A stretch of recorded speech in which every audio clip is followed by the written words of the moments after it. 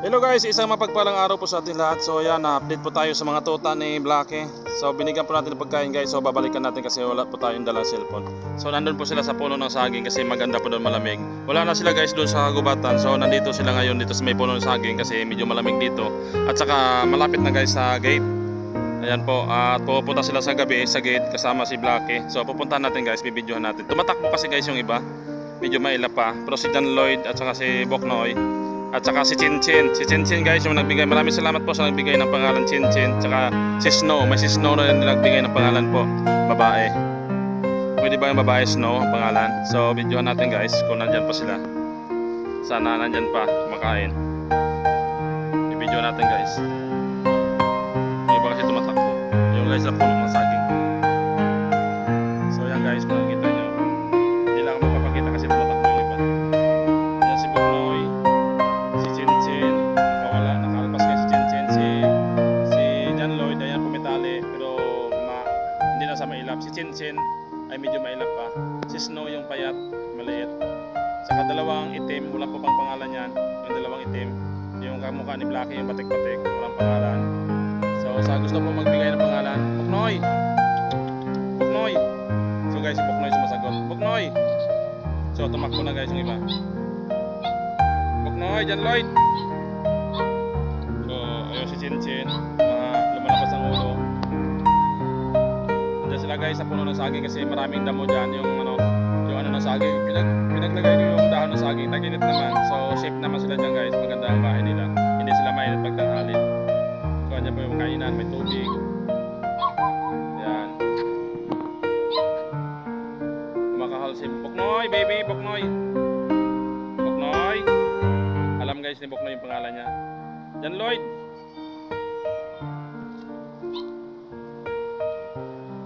Yan guys, si Chinchin. Si Chinchin yung isa na yan, lalaki din yan. Kaso matakot din siya.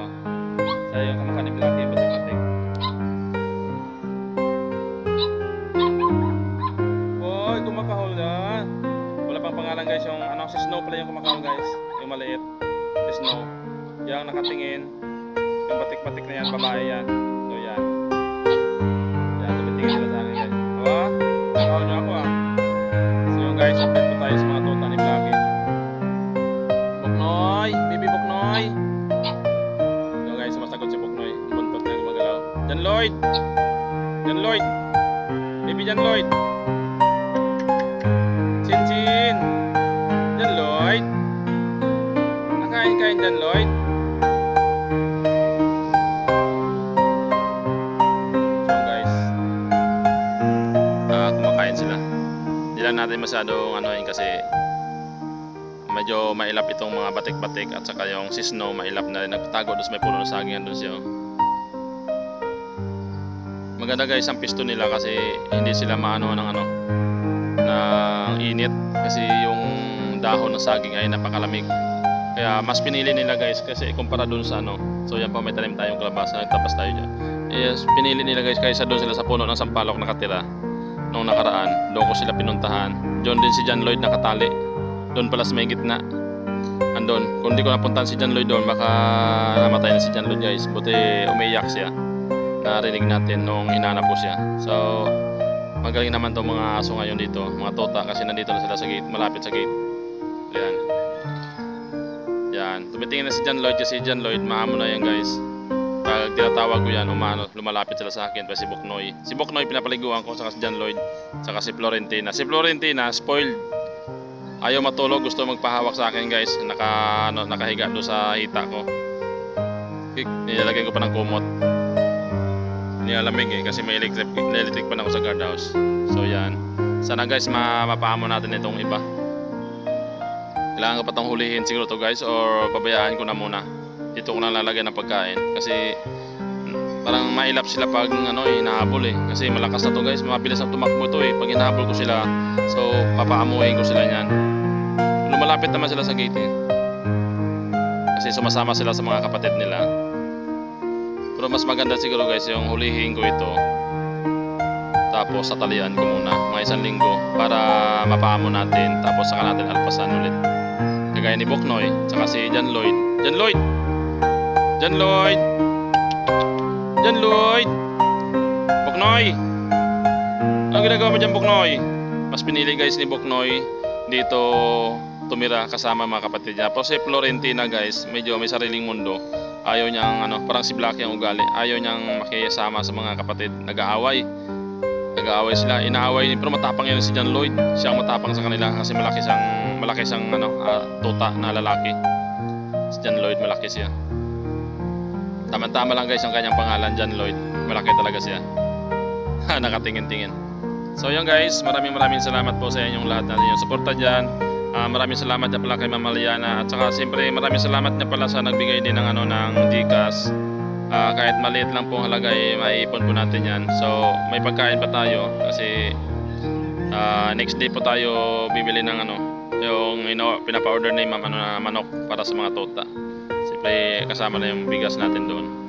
Tsaka yung binigay sa akin na sa GCash na yung viewers natin, yan po ay isasali po natin sa pagbili sa pagkain ng mga aso. So marami pa tayong dog food guys kasi 7 kilos yung binili ko. So hinaluan ko ng kanin yan kanina.